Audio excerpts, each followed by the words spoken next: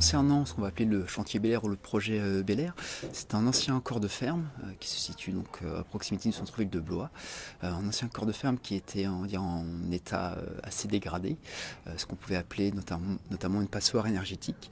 Donc ce projet était de rénover ce vieux corps de ferme en bâtiment type bâtiment basse consommation, donc en suivant on va dire le protocole et la mise en place des différents corps de métier pour avoir une bonne étanchéité à l'air du bâtiment. Pour moi, c'est vraiment un projet qui s'inscrit dans du développement durable. Simplement parce qu'il repose sur les 3 piliers du développement durable. L'aspect environnement, moins de consommation d'énergie, moins d'électricité. Premier aspect non négligeable. Second aspect, d'un point de vue social, on est quand même pour des logements très sociaux pour des personnes en difficulté. Lorsqu'on a une facture d'énergie qui est réduite, ça permet de dégager, on va dire, un surplus dans le budget mensuel pour pourquoi pas réussir à payer sans retard les mensualités du loyer. Troisième pilier sur l'aspect économique, donc ce chantier a pu former des entreprises afin qu'elles acquièrent un savoir-faire et qu'elles puissent le dupliquer sur d'autres chantiers dans le département ou sur le territoire. Donc sur le projet Bel Air, on peut aussi mettre en avant le fait qu'il y ait une pluralité d'acteurs, une pluralité de partenaires. Effectivement, au niveau de la chambre de métier, nous ne sommes pas habitués à travailler avec le pacte 41.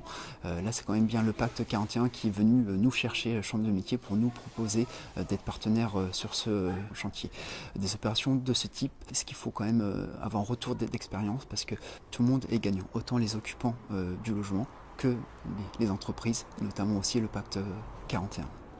Alors sur ce chantier particulier, nous avons essayé de travailler en collaboration avec les artisans dans le cadre d'une formation en fait, qui a été réalisée en collaboration avec la Chambre des métiers sur notamment les tests d'infiltrométrie qui ont été faits en cours de chantier et les actions de correction qui ont été mises en œuvre pendant les travaux. Donc on peut souligner quand même sur ce projet que les artisans ont réellement joué le jeu pour faire en sorte qu'on atteigne les performances énergétiques voulues. Tout d'abord, donc, la Chambre de métier a cherché à sélectionner des entreprises qui avaient la compétence en étanchéité à l'air, en construction de bâtiments basse consommation. Mais avec le pacte 41, le choix a été fait de sélectionner des entreprises novices afin de les former sur ce chantier, qu'elles puissent acquérir un savoir-faire supplémentaire. En 2009-2010, au début du projet Bel Air, les bâtiments basse consommation n'étaient pas, on va dire, monnaie courante. C'est encore une technique de mise en œuvre qui n'était peu connue et peu répandue dans les entreprises du Loir-et-Cher. Donc nous avons sélectionné des entreprises qui ne possédaient pas ce savoir-faire. Nous les avons accompagnées, nous les avons formées, notamment avec un partenariat avec le bureau d'études FIHabitat, qui leur a proposé une formation, on va dire, théorique sur l'étanchéité à l'air des bâtiments, sur le bâtiment basse consommation, mais aussi tout au long du chantier avec des tests d'imperméabilité à l'air en phase chantier et aussi en phase réception du bâtiment.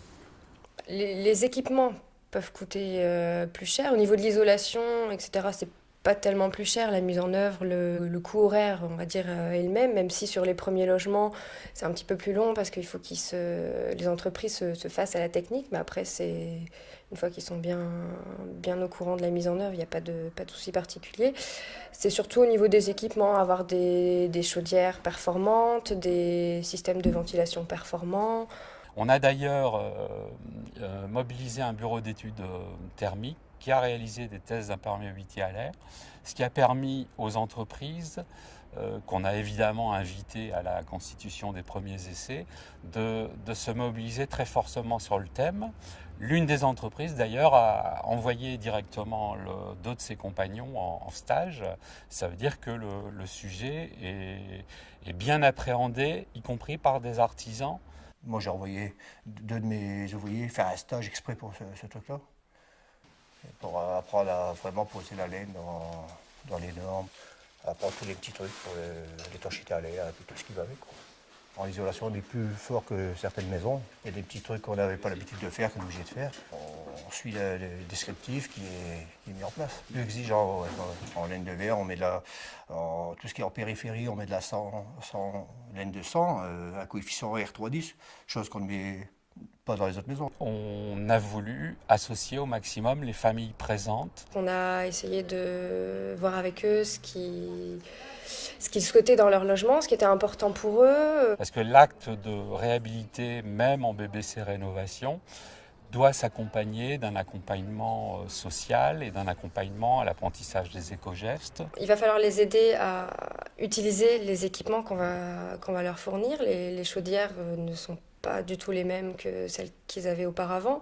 Ils avaient l'habitude de pousser un peu le thermostat. Là, il va falloir au contraire qu'ils régulent tout ça. De manière à ce que l'investissement qu'on réalise technique soit également profitable aux particuliers. On a travaillé différemment sur cette réhabilitation parce qu'on a beaucoup impliqué les locataires dès le départ, dès la conception.